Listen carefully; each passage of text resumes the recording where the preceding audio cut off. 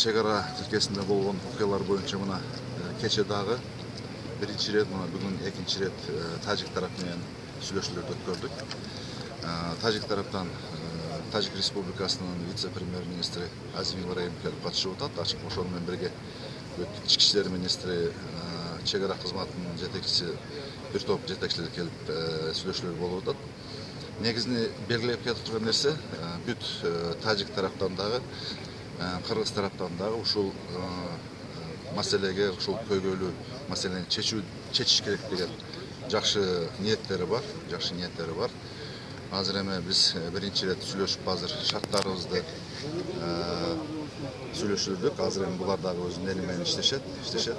Ал эми мына болуп өткөн окуялар боюнча, мына жаракат алган кишилер боюнча, эми тажик тарап айткан маалымат боюнча буларда каза болгондор дагы бар экен. Бул боюнча азыр мына генералдык прокуратура жана ички иштер министрлиги тарабынан биз сунуш бердик.